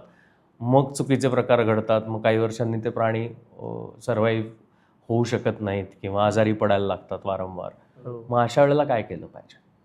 आता आपल्या इथं आता कासवाचा जर मुद्दा घेतला ना, तर आपल्या इथं परदेशी कासवांच्या ब्रीड्स खूप आत्ता इम्पोर्ट केल्या जातात आणि आता ब्रीडर्स पण आपल्या इथं चालू झाले. जसं की परदेशी पक्षी आहेत आपल्या इथं काही, तर थोडंसं ते आपल्या वातावरणाला हानिकारक आहेत. जसं की पाण्यामध्ये जलपर्णी आली आणि त्या जलपर्णीने अगदी पुण्या शहरातल्या पाण्यांवर अगदी आच्छादनच घातलं, तर ते त्याला नंतर थांबवणं अवघड राहतं, त्याचा जर अतिरेक झाला तर. आणि आत्ता आपल्या इथं बऱ्याचदा बघायला मिळतं की सिंगापुरी कासव, रेड इयर्ड कासव म्हणतात. तर ते रेड इयर नावाचं जे कासव आहे, तर ते कासव विकत मिळतं, त्याला पाळण्याची परवानगी आहे. परदेशातलं कासव आहे, भारतीय नाही, म्हणून तुम्ही पाळू शकता असं वनविभाग सांगतं. पण वनविभाग असंही करू शकतं की ते भारतात कोणी पाळूच नाही, याचीसुद्धा काळजी घेणं गरजेचं आहे ना. तर परदेशातून भारतात येतं आहे किंवा भारतामध्ये त्याचं कोण ब्रीडिंग करतं आहे, तर त्यांना थोपवणं गरजेचं आहे. तर त्यांचा अतिरेक वाढला तर आपल्या इथल्या ज्या एंडेमिक स्पेसिस आहेत त्यांच्यावर लोड येणार आणि त्यांची संख्या कमी होत जाणार. तुम्ही बघितलं असेल आत्ता की लोक एखादं कासव नदीतून पकडून आणतात आणि विहिरीत सोडतात. आता ही कॅप्टिव्हिटीचाच पार्ट झाला. समजा त्यांनी तिकडनं आणलं आणि काही विहिरीत सोडलं नाही, ते कासव कोणतं आहे? बऱ्याचदा ते कासव सॉफ्टशेल टर्टल असतं. सॉफ्टशेल्ड बघितलं असेल तुम्ही, तर ते सॉफ्टशेल्ड असतं. त्याचं काय करायचं? मग ते खाली राहतं, एकच आहे, मजा करते, सगळं करतं, पण ते एकच उचलून आणल्यामुळं त्याचा जो उत्पत्तीचा भार आहे तो कमी केला ना तुम्ही. समजा ती एखादी फिमेल असेल, भविष्यात ते 100 कासवांना जन्माला घालणार होती, तर ते तुम्ही थोपवलं तिथं घरात आणून तुमच्या विहिरीत सोडून. तर लोकांनी असे प्रकार पहिले बंद करायला पाहिजेत. आणि जर आपल्याकडे एखादं कासव असेल, काही असेल, तर शक्यतो माझं मत आहे की पाळूच नका. कारण ते आपल्या इथलं असेल तर ते पाळण्यासाठी परवानगी नाही, आणि परदेशातलं असेल तर ते आपल्या इथल्याला जगू देणार नाही. या 2 गोष्टी होणार आहेत. दोन्ही बाजूने ते मला चुकीचंच वाटतं ते पाळणं. तर ते शक्यतो पाळू नये हे माझं मत आहे. आणि जर त्याला काही झालं तर व्हेटरनरी डॉक्टरांनी थोडंसं सहकार्य करावं, एवढंच माझं मत आहे. किंवा सामान्य माणसाला त्यातलं काहीच माहिती नसतं, किंवा सामान्य माणसं वन विभागाकडे जात नाही. वन विभागाकडे गेलं तर ते किमान त्याचा एक फॉर्म भरून घेतात की आम्हाला संबंधित व्यक्तीने हे प्राणी आणून दिला. मग त्यांना भीती वाटते. कागद आणि पेन आला की भीती वाटायला लागते लोकांना, आणि तो पण सरकारी अधिकाऱ्याच्या हातामध्ये आला आणि त्यात त्याने आपलं नाव विचारलं की आणखीन भीती वाटते. त्या भीतीपोटी लोक ठेवत नाहीत. म्हणजे ते रस्त्यावर सोडून देणे म्हणा किंवा रस्त्याच्या कडेला सोडणार. मला एक असा इन्सिडेंट आहे माझ्याकडे की एका माणसाकडे एक कासव होतं, पण त्याला भीती होती त्याची की मला कुणी काय वन विभागाच्या अधिकाऱ्याने विचारलं तुम्ही काय उत्तर देणार, ह्याला तर मी बरीच वर्ष पाळले. मग त्यांनी काय केलं, एका मोकळ्या ठिकाणी गेला, ते कासव तिथं ठेवलं झाकून घमेल्याखाली, आणि मला फोन केला की अहो मला एक कासव दिसलंय, मी त्याच्यावर ते हे टाकून ठेवले, घमेल्या टाकून ठेवले, तर तुम्ही या आणि ते कासव रेस्क्यू करून घेऊन जा, असं त्यांनी मला सांगितलं. पण नंतर थोडा वेळ गप्पा मारल्याच्यानंतर लक्षात आलं की हे कासव त्याचंच आहे. कारण त्याने ते कासव काय खातं किंवा ते कसं जगतं किंवा त्याला काय काय लागतं, ते किती वेळ पाण्यात असेल काय असेल, त्याने अंदाजे त्याला मी क्रॉस क्वेश्चन केले त्याला काही, तर त्याच्यात तो सापडला. तर त्याला म्हटलं घाबरू नका, जरी तुमचं असेल तरी मी काय तुमचं नाव सांगणार नाही, पण हे वन विभागाकडे जाईल, काही काळजी नाही. मी आपल्या भांबोर्डा इथं जे आहे वन परिक्षेत्र कार्यालय, तर त्यांच्याकडे बरेचशी कासवं मी जमा केलेली आहे तिथून मागे. तर ते अशा प्रकरणातून आलेली आहेत की लोक घाबरतात म्हणून त्यांच्याकडे देत नाहीत. आता त्यांच्याकडे गेले, त्यांच्याकडे जर काही झालं तर ते किती लक्ष देतात ते त्यांना जाऊन विचारणारं कोणी नसल्यामुळे ते माहिती नाही, पण बऱ्यापैकी तेही काळजी घेत असतील का त्यांच्याकडे जबाबदारी आहे म्हणताना तेवढे ते घेतच असतील. बेसिकली जर आपल्याला कुठलाही प्राणी पक्षी असं सापडला तर तो वाचवण्यासाठी अशा पद्धतीने मदत लगेच शोधली पाहिजे, आणि ती शोधताना कुठलीही मनात भीती नाही ठेवली पाहिजे, भीती नसावी. आणि कारण थोडीशी जरी भीती ठेवली ना मनात तर ते पूर्ण होत नाही गोष्ट. मग त्या माणसानं निवडलेला पर्याय मला आवडला की घमेल्याच्या खाली ते कासव ठेवलं आणि मला फोन केला.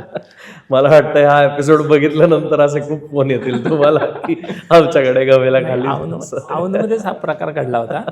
त्यानं मोकळ्या ठिकाणी ते घमेल्या टाकून तिथं बाजूला हाताची घडी घालून थांबले होते आणि त्यांनी ते कासव दिलं होतं. आणि त्याला लळा होता त्या कासवाचं, एवढं जाणवत होतं की त्याच्या बोलण्यातून तो सापडला.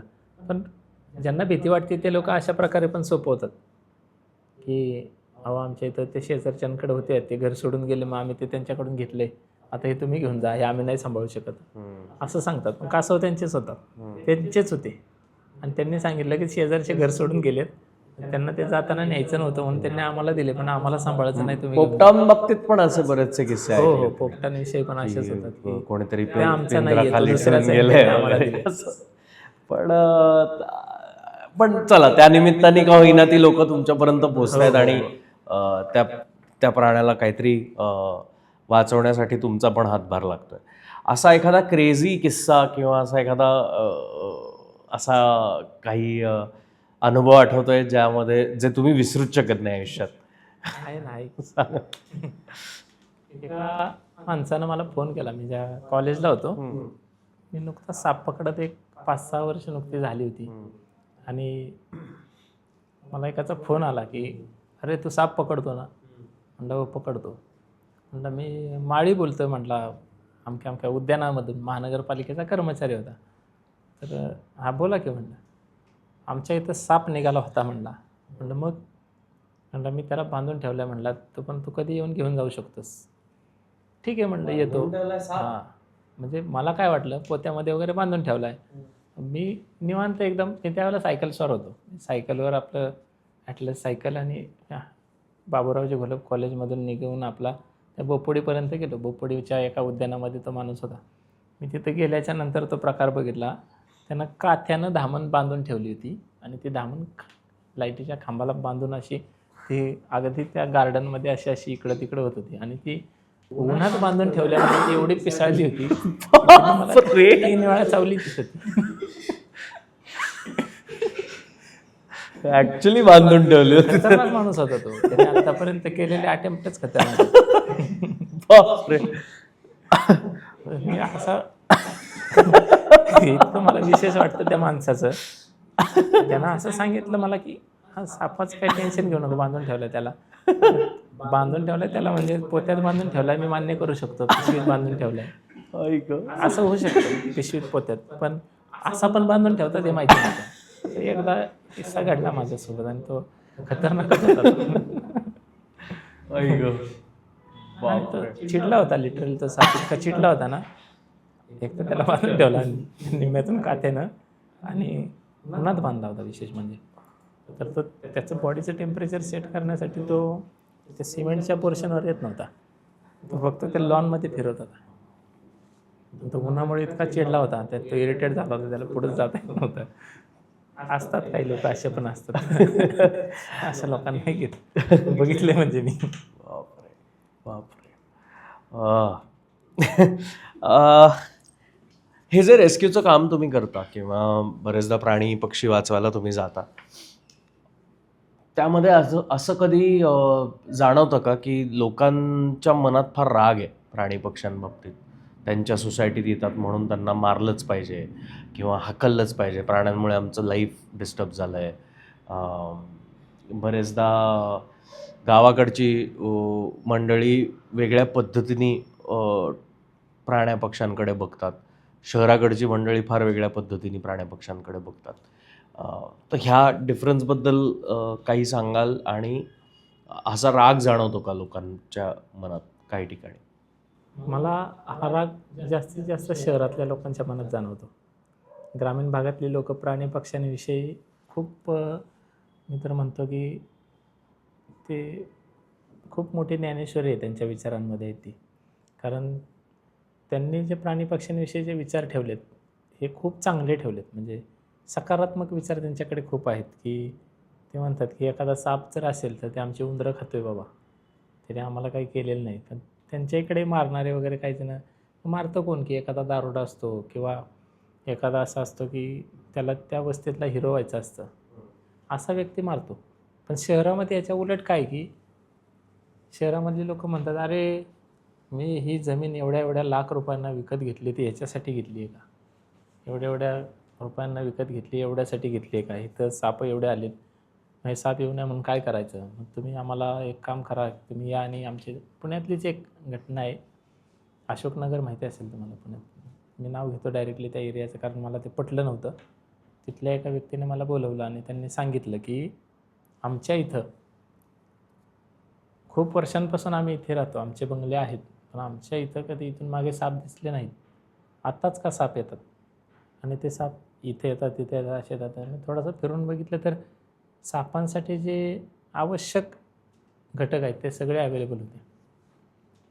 साहजिक आहे, बाकीची इतर जीवसाखळे आहे तर साप असणारच आहे. कचरा आहे, उंदीर आहेत, घुशी आहेत, पक्षी आहेत, खूप आहे. मग त्यांच्या इथं का साप नसतील? तर खूप सापांसाठीचं अधिवास जो म्हणतो तो खूप चांगला होता तिथं. आणि त्यांचं म्हणणं होतं की तुम्ही आमच्या अख्ख्या सोसायटीत फिरा, अख्ख्या सोसायटीचा सर्वे करा.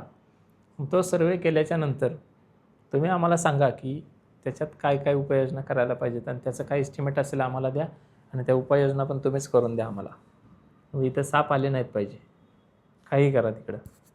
मग ते हवे तेवढे पैसे द्यायला तयार आहेत, कोटेशन मागायला तयार आहेत, सगळं काही तयार आहेत. पण म्हटलं मी असलं काही करत नाही. म्हटलं एकतर त्यांच्या अधिवास नष्ट करणं हेच माझ्यासाठी सगळ्यात मोठं जड काम आहे. मी एका सापाचा अधिवाससुद्धा नष्ट करू शकत नाही. म्हटलं तुमच्या इथं 1000पेक्षा जास्त किंवा 500पेक्षा जास्त असतील, पण मी त्यातल्या एका सापाचासुद्धा अधिवास नष्ट करू शकत नाही, ही माझी वृत्ती नाही आहे म्हटलं. त्यामुळे मी काही तुम्हाला मदत नाही करू शकत.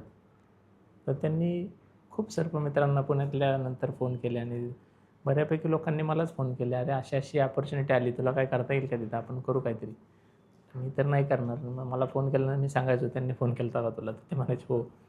असंही होतं आहे आपल्या इथं. हा अप्रोच बदलला पाहिजे. म्हणजे तुमचा कोटी रुपयांचा आहे किंवा 10 कोटींचा बंगला आहे त्याच्याशी काही घेणं देणं नाही.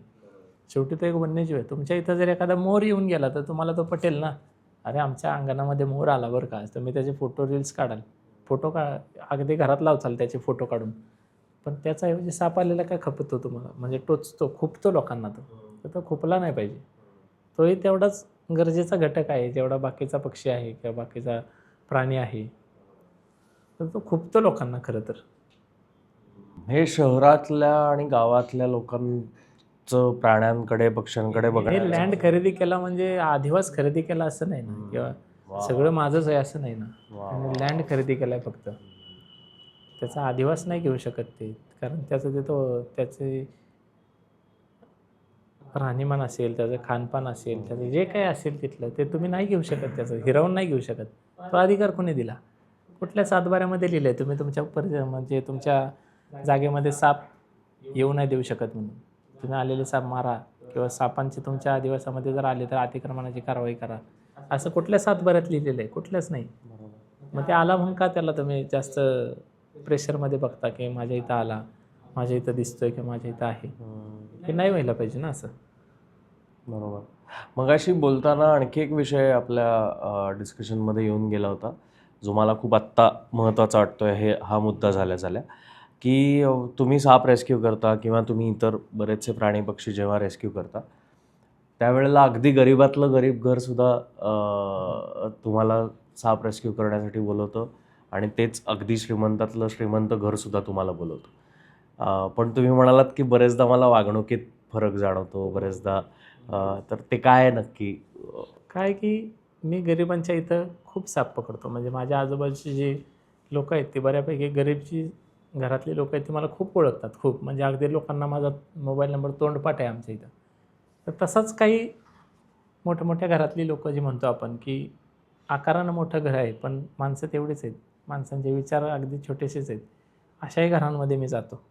तर बघितलं काय की गरिबाच्या घरात गेलो तर ते आपुलकीनं चहा विचारते, पाणी विचारते, येता जाता हात करतो रस्त्याने, बरं आहे का विचारतं, कधीही कोणी. म्हणजे माझ्यासोबत एक चांगला अनुभव असा की एकाच्या घरी मी रात्री 11 वाजता जाऊन एक साप पकडला, बिनविषारी साप, तस्कर जातीचा साप. रात्री 11 वाजता त्याच्या घरात निघाला, ते खूप घाबरलेलं कुटुंब. मी साप पकडला, मी निघून आलो. पण असं काही नाही की ते गावातले होते, ओळखीचे, ओळख होती एक छोटीशी, ती अजून दृढ झाली. आणि त्यातून एक दिवस माझी गाडी पंक्चर होती म्हणून मी बस स्टॉपला थांबलो होतो, मला सिटीत जायचं आहे म्हणून. तर तो व्यक्ती टू व्हीलरवर आला आणि माझ्याजवळ येऊन थांबला. म्हणलं, अरे गणेशा, कुठं जायचं आहे तुला? तर म्हणलं, अहो माझा सकाळी रांगोळीचा क्लास असतो, मी रांगोळी शिकवायला जातो, तर मला तिकडं जायचं आहे. तर तुम्ही कुठं चालला आहे? चल म्हणलं, बस मी पण तिकडं जातो, तुला सोडतो कुठं जायचं आहे तिथं. मग त्यांनी मला शुक्रवार पेठेमध्ये सोडलं माझ्या रांगोळी क्लासच्या जवळ. मग मी त्यांना म्हटलं, अहो तुम्हाला कुठं जायचं आहे नेमकं इथं? नाही म्हणे, मला शिवाजीनगरलाच जायचं होतं, पण मी तुझ्यासाठी शुक्रवार पेठेपर्यंत आलो. म्हणजे त्या माणसाकडून ही वागणूक मिळाली. आणि त्या उलट जर एखाद्या चांगल्या घरात गेट आहे, आतमध्ये गेल्यानंतर प्रशस्त गार्डन आहे, मग घर आहे, सगळं काही, बरेचसे कामगार काम करतात आहेत, पण तिथं कधी पाणीसुद्धा विचारलं गेलं नाही आजतागायत. ही एक हे दोन बदल आहेत याच्यात आणि त्याच्यात. एक साधा माणूस आणि एक म्हणजे इथं विचार बदलतो माणसाचा, की व्यक्तिपरत्व विचारांची रचना वेगळी असते त्यांची. आय एम शुअर हे सगळ्याच वेळेला असे अनुभव येत नसतील, वेगळेपण असतील, पण ही तफावत जाणवते आणि हे प्राण्यांच्या बाबतीत काम करताना जाणवते. हे फार वेगळंच जग तुम्ही बघताय. म्हणजे काही लोक तर साप पकडेपर्यंत तर घरातनं बाहेर सुद्धा येत नाही, दरवाजे लावून आत थांबलेले असतात. आपण बाहेर साप पकडायचा ज्यावेळेला तो पिशवीमध्ये पूर्ण बंद होईल त्यावेळेला त्यातला एक माणूस हळूहळू बाहेर येऊन आपल्याला विचारणा करतो की बाबा आता भरून ठेवलं ना, आता काय काळजी नाही, हां ठीक आहे. पण काही लोक अशी पण भेटली, तुझे काय पैसे असतील मी देतो, तू ये इथं आल्यानंतर बघू, पहिला इथं ये, जास्त वेळ नको लावू, दमदाटीने सुद्धा बोलणारी भेटले. मग अशा लोकांवर पण आम्ही थोडेसे इलाज केले. पैसे तर नाही घेतले, पण इलाज मात्र केले. हे तुम्ही काम सुरू केलं होतं, तुम्ही मगाशी म्हणाल त्याप्रमाणे की काही मोबाईल्स नव्हते किंवा टेक्नॉलॉजी नव्हती. आजचा काळ खूप बदलला आहे. आज सगळेजण खूप कनेक्टेड आहेत, सगळ्यांच्याच हातात मोबाईल्स आहेत, टेक्नॉलॉजी आहे, इंटरनेट आहे. तर ह्या सगळ्या गोष्टींचा वापर करून लोकांमध्ये ह्या बाबतीत जास्त अवेअरनेस क्रिएट करण्यासाठी काय काय करता येऊ शकतं? जसं आपल्या इथं झाडांची माहिती, प्राण्यांची माहिती, पक्ष्यांची माहिती ही फक्त कुठल्या तरी वेबसाईटला गेल्यावरच मिळते. तर ही थोडीशी वाढली पाहिजे, तिचं प्रमाण वाढलं पाहिजे. जसं चौकामध्ये आजकाल लोकांना ट्रेंड आहे, की एखाद्या सिग्नलला थांबल्यानंतर एखादा फ्लेक्स वाचायची. तर असा एखादा फ्लेक्स वन्यजीवांसाठी पण असावा. माझं हे मत आहे, की जो कुठेही असो, एखाद्या चौकामध्ये असो किंवा हायवेला असो किंवा जिथं खूपच प्राणी असतात, तिथं रोड क्रॉसिंग करणारे हरणं असतात, तिथं लिहिलेलं असतं वाहने सावकाश चालवा, हरणं रस्ते क्रॉस करतात. तर ते हरणांपुरतं राहतं. पण दर महिन्याला एखादा विषय बदलून एखादा बॅनर एखाद्या चौकामध्ये असावा, एखादं मोठं होल्डिंग असावं, की जे एखाद्या प्राण्याविषयी किंवा एखाद्या स्पेसिसविषयी, फुलपाखरांविषयी, फुलांविषयी, झाडांविषयी किंवा तो जो काळ चालू आहे, ऋतू चालू आहे, त्या ऋतूमध्ये फुलणारी फुलं असतील, त्या ऋतूमध्ये वाढणारे प्राणी असतील किंवा दिसणारे काही वन्यजीव असतील, तर त्यांच्याविषयीची माहिती अशी पुण्यामध्ये किंवा शहरांमध्ये तरी असावी. ह्याच्यातून किमान मोठी माणसं नाही तो पण निदान लहान मुलांमध्ये आता आवड निर्माण होईल, अशी तरी मला तरी वाटतं. आणि हा विषय शाळेतून शिकवायला घेतला पाहिजे खरं तर. शाळेमध्ये जसं पर्यावरण शिक्षण मिळतं, तर ते वेगळंच मिळतं, की त्यांच्या गार्डनमध्ये जे उगवलं आहे तेवढंच बघा आणि विषय मिटवा. तर हे पर्यावरण शिक्षण खोलातनं मिळालं पाहिजे, की फुलपाखरू नेमकं काय आहे, बेडूक काय आहे, प्राणी काय आहे, पक्षी काय आहेत, हे कळलं पाहिजे सगळ्यांना. तर ते अगदी थोडक्या पद्धतीने शिकवलं जातं, की कुठल्याही गोष्टीला फक्त एक बोट ठेवलं की विषय मिटेल एवढंच शिकवलं जातं. तर ते थोडंसं वाढलं पाहिजे. लहान मुलांना शाळेतूनच तो पाठपुरावा झाला पाहिजे. विषयामध्ये पुस्तक असलं पाहिजे मी तर म्हणतो पर्यावरणाचं. आपल्या इथं पर्यावरण फक्त एका प्रोजेक्टपुरतं मर्यादित आहे आत्ता. हे पर्यावरणावर प्रोजेक्ट करून आणा, टाकाऊतून टिकाऊ. त्यात पण तो असा एक कंटेंट आहे. मग टाकाऊ काय प्रत्येकालाच नारळाची करवंटी सापडते, टाकाऊ असते ती. आणि त्यातून काही ना काही होतं. त्याचा पण आधार Googleने घ्यायचा आणि पप्पांनी बनवायचा. पण मुलाचं काहीच नसतं. म्हणजे हे असं पर्यावरण शिक्षण आपल्या इथं दिलं जातं. तर ह्याच्यामध्ये थोडा बदल पाहिजे, की प्रॅक्टिकल नॉलेज त्या मुलांना आत्तापासून जर मिळालं, तर येणारी भविष्यातली पिढी खूप छान विचार करेल आपल्या पर्यावरणाविषयी असं मला वाटतं. आपण सगळे मिळून काय करू शकतो संवर्धनाबाबतीत जास्त लोकांना अवेअर करण्यासाठी? आपण काही उपक्रम राबवू शकतो का? आपण आपल्या परीने काय करू शकतो? म्हणजे हे झालं शाळांच्या हातातली गोष्ट आहे, जी शाळेला अगदी प्राथमिक लेवलला हे सगळं शिक्षण देणं. पण आपण समाज म्हणून आपण तुम्ही सर्पमित्र आहात, तुम्ही रेस्क्यूची कामं करता, आम्ही वाईल्डलाईफ फोटोग्राफर्स आहोत किंवा आम्हाला ह्या गोष्टीची आवड असलेले आम्ही काही जण आहोत. सो असे सगळेजण एकत्र येऊन काही करू शकतात का? काय वाटतंय तुम्हाला? आपण खूप चांगलं काही काही करू शकतो, पण त्याच्यासाठी एक शासनाचं पाठबळ असणं गरजेचं आहे. त्याच्यानंतर आपल्या इथली जी ग्राउंड लेवल जी आहे, ती किती ग्राउंड आहे, त्या ग्राउंड लेवलला उतरून आपल्याला सुरुवात करायला पाहिजे. आता मी तरी काय करतो, की मी जिथे-जिथं साप पकडतो, तर तिथली लोकं बऱ्याचदा मला नवरात्र असते, तिथं गणपती उत्सव असतो, तर त्यांच्यामध्ये काहीतरी स्पर्धा वगैरे असं काही ना काही असतं. तर अशा वेळेला बोलवतात मला, की तुम्ही एक अर्ध्या तासाचं, 1 तासाचं सेशन आमच्यासाठी घेता का? आणि ते सेशन घेण्यासाठी ते मला बोलवतात. आणि मग ते सेशन घ्यायला मी गेलो, मग मी त्यांना ह्या बाकीच्या गोष्टी समजावून सांगतो. तर माझं समजावून सांगताना साप हा फक्त मी सर्पमित्र आहे, मी सापांची माहिती द्यायला आलो आहे म्हणून थोड्या वेळापुरती सापांची माहिती देतो. पण त्याच्यासोबत सापांव्यतिरिक्तही निसर्ग या जगात शिल्लक आहे आणि तोही आपण बघितला पाहिजे, ह्याच्याकडे माझा खूप कल असतो. जंगल एकोसच्या सगळ्या दर्शकांना काय सांगाल, की रेस्क्यूची कामं कारण जसं मगाशी मी म्हणालो, की आपल्याकडे अनफॉर्च्युनेटली भारतामध्ये रेस्क्यू करणाऱ्या लोकांना तसा काही जॉब प्रोफाईल नाही आहे किंवा असं कुठे जॉब्स दिले जात नाहीत. काही परदेशात काही राज्यांमध्ये, काही देशांमध्ये हे जॉब आहेत प्रॉपर ॲनिमल रेस्क्यू करणारे प्रोफेशन म्हणून ते स्वीकारतात आणि त्याचे त्यांना व्यवस्थित योग्य मोबदला म्हणून पैसे मिळतात, रेस्क्यूचे जॉब्स केले जातात. आपल्याकडे अनफॉर्च्युनेटली अजून ते तसं नाही आहे. ते ते एक प्रोफेशन पण असू शकतं. याची ओळख त्याला मिळालेली नाही आहे. तर असं असताना देखील इतकी वर्ष तुमच्यासारखे अनेक सर्पमित्र, अनेक रेस्क्यू करणारे निसर्गमित्र काम करतायत आणि कुठलीही अपेक्षा न ठेवता काम करतायत. तर ह्या क्षेत्रात येणारे चॅलेंजेससुद्धा खूप असतील. त्या चॅलेंजेसबद्दल काय सांगाल? आणि इन जनरल ह्याचा पुढे करिअर म्हणून पण काही अ, अ, विचार केला जाऊ शकतो का, किंवा ह्यामध्ये काही वेगळ्या संधी तुम्हाला दिसत आहेत का? त्याबद्दल काय सांगा? निसर्गामध्ये करण्यासाठी खूप आहे. तुम्ही झाडांचा अभ्यास करा, वन्यजीवांचा अभ्यास करा, माशांचा अभ्यास करा, किड्यांचा करा, मुंग्यांचा करा, ज्यांचा करायचा आहे त्यांचा करा, मातीचा करा, आभाळाचा करा, हवेचा करा. खूप आहे अभ्यास करण्यासाठी. तर निसर्गामध्ये आपलं योगदान म्हणून आपण तशा गोष्टींमध्ये अभ्यास करण्याचा जर अट्टहास ठेवला तर तशा शासकीय अपॉर्च्युनिटीजसुद्धा खूप आहेत. आपल्या इथं वातावरणावर अभ्यास करणाऱ्या शासकीय संस्था आहेत किंवा सागरी जीवांवर अभ्यास करणाऱ्या शासकीय संस्था खूप आहेत, वन्यजीवांवर करणाऱ्या आहेत. तर आपल्या अभ्यासातून आपलं कॉन्ट्रिब्युशन त्यांच्यापर्यंत पोहोचावं म्हणून असं आपण आपल्या पिढीला घडवलं पाहिजे असं मला वाटतं. कारण वन्यजीवांमध्ये अपॉर्च्युनिटी काहीच नाही. म्हणजे साप पकडून काही मिळतं का? असा विचार न करता, हां बाबा त्यात जर एखाद्या सापाविषयी आपण जर चांगलं काही लिहून जगापर्यंत पोहोचवू शकलो, तर आपलं काहीतरी कॉन्ट्रिब्युशन लागेल.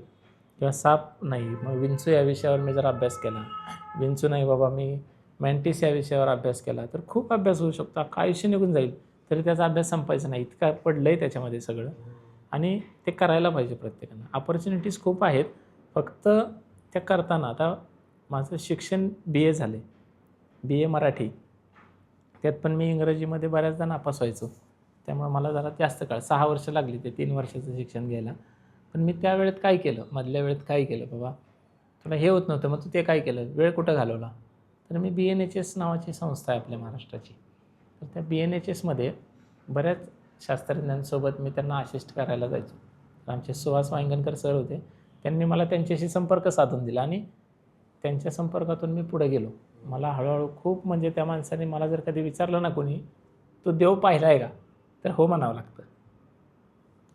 खूप भारी माणूस आणि त्यांच्यामुळं आम्ही तिथपर्यंत पोहोचलो. अगदी म्हणजे मला सुरुवातीचं काम मिळालं उंदीर पकडण्याचं आणि उंदीर पकडण्यात पण खूप काम असतं, हे मला तिथं जाणवलं आणि मला ते 6 वर्ष करून सुद्धा संपलं नव्हतं. मी त्या काळी 6 वर्ष करून न संपलेलं काम. इतकं काम करावं लागतं आणि निसर्गात एवढं काम शिल्लक असताना लोकं म्हणतातच कसे की आता अपॉर्च्युनिटी आहे नाही म्हणून, असं आहे. नंतर आम्ही साप पकडले, बेडकं पकडली, किडे पकडले, झाडांची मापं घेतली. खूप काम आहे निसर्गामध्ये करण्यासाठी. म्हणजे ते सरता सरत नाही एवढं काम आहे अजून. खूप पेंडिंग आहे. माणसांची गरज आहे, करणाऱ्यांची गरज आहे, करणारे पाहिजेत. त्यानंतर मी NCBSला पण काम केलं. NCBSमध्ये मी काम करून मला फील्ड वर्क होतं सगळं. मला फील्ड वर्क आवडतं. मी 3-3, 4-4 महिने घरातून बाहेर जातो फील्ड वर्कसाठी आणि मग ते त्यातून मला मिळतंय किती हे महत्त्वाचं नाही. समाधान खूप असतं. त्याच्यासाठी मी खूप फिरलो. मग ह्याच्यामध्ये मला खूप चांगली लोकं भेटली काम करताना. वाईल्ड लाईफमध्ये काम करणारे खूप चांगल्या लोकांसोबत मला काम करण्याची संधी मिळाली. ती मला त्यावेळेला व्हिज्युअलाइज नव्हतं की अरे मी इतक्या मोठ्या माणसासोबत आज काम करतोय. तिथनं आलं की कळायचं अरे तो माणूस असा होता. अगदी रोमिलो विटेकरांच्या घरी मी 13-14 दिवस काम केलं आणि तिथं अजय गिरे नावाचे एक स्नेक रेस्क्यूअर होते. अफाट भारी काम म्हणजे भारतामध्ये जर सगळ्यात एक्सपर्ट रेस्क्यू कोण करत असेल तर अजय गिरे करतात. म्हणजे खरंच म्हणजे ऋषितुल्य व्यक्तिमत्व रेस्क्यूमधलं. तर ते व्यक्ती करतं आणि इतकं काम करणारी लोकं या जगात शिल्लक आहेत आणि त्यांच्यामुळे माझे खूप पर्स्पेक्टिव्ह बदलले रेस्क्यूचे. मी ज्यावेळेला त्यांच्या हाताखाली 1 दिवसाचं एक king cobra rescue operation attend करून आलो, मला खूप विशेष वाटलं. अरे असं पण असू शकतं या जगात. एवढंही होऊ शकतं. यांना वन विभाग किती सहकार्य करतं, आम्हाला करतच नाही. हे होतं आणि आजही आपल्या इथं वन विभाग तेवढं सहकार्य करत नाही की जेवढं कर्नाटकचं करतं. पण हे हे जे म्हणताय तुम्ही की आपल्याकडचा वन विभाग तेवढं सहकार्य करत नाही, हे का बरं होत असेल? त्यांना आपण फोन केले की त्यांना नंतर कदाचित आम्ही इरिटेटेड वाटत असू किंवा काही की सारखंच फोन करतो बाबा एका सापासाठी कुठे जायचं असतं का, हातातलं काम सोडून जाऊ का वगैरे असं होत असेल. पण तिकडचे मी वन विभागाचे अधिकारी बघितले की पूर्ण गाडी भरून त्यांची एक टीम येते एका सापाला रेस्क्यू करण्यासाठी जर त्यांना कॉल आला तर. मग ती एवढ्याशा गोष्टीसाठी ते जर जबाबदारी समजत असतील तर आपल्या इथले जबाबदारी समजत नाहीत असं मला वाटतं. त्यांनी जबाबदारी म्हणून या गोष्टीकडे बघितलं पाहिजे. खूप आपल्या इथं आहे करण्याजोगं आणि करणाऱ्यांनी करावं एवढं माझं मत आहे. की आत्ताच अपॉर्च्युनिटी आहे मुलांकडे की मला आवड आहे म्हणून मी एखाद्या गोष्टीमध्ये पुढचा अभ्यास करतो.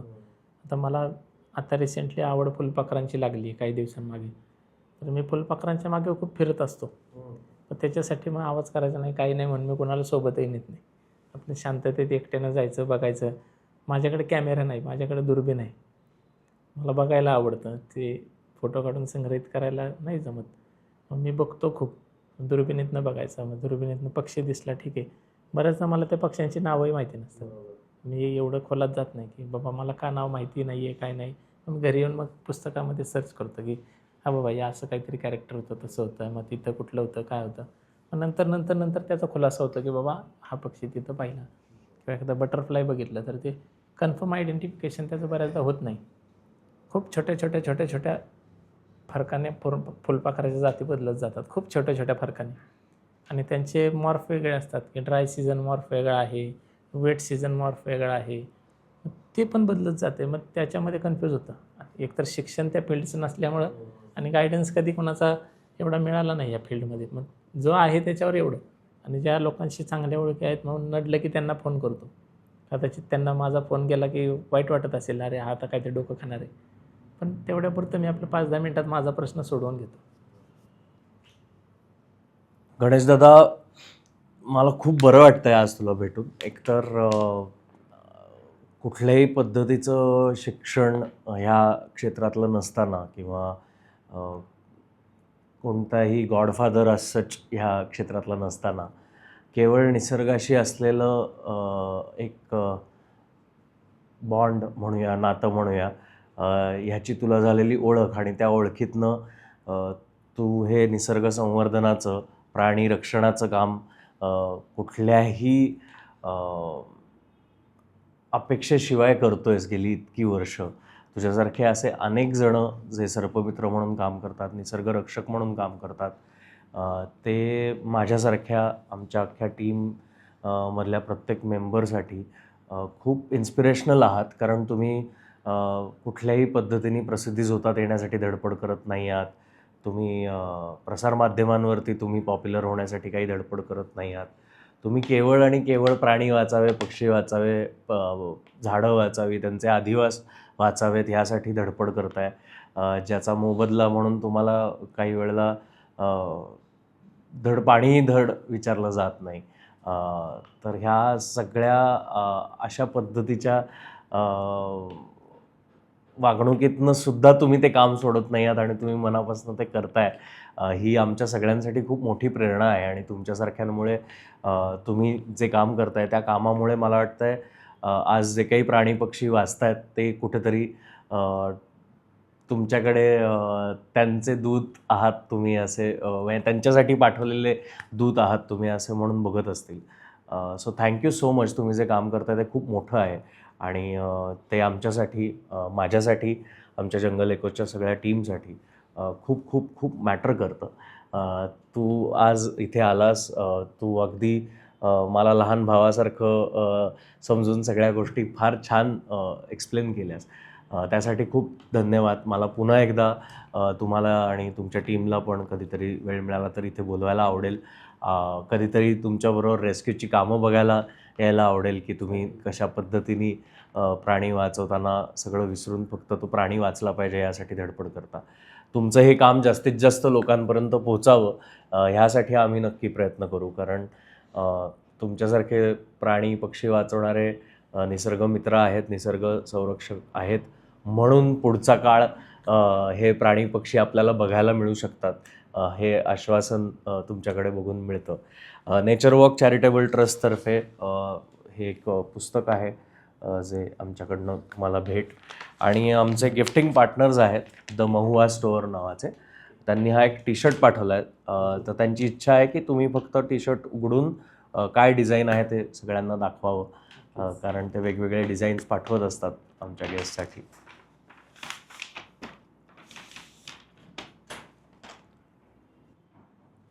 वा, बायनोक्युलर आहे माझ्यासाठी तेच अगदीच चित्र, विचारांचं चित्र हो, किती छान. खूप छान.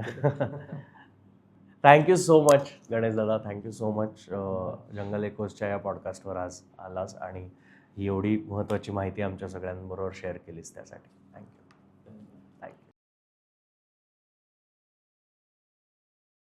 जंगल एकोस. जंगलातल्या अनेक गोष्टींबद्दल आपल्याला इधर खूप माहिती असते किंवा खूप कमी माहिती असते.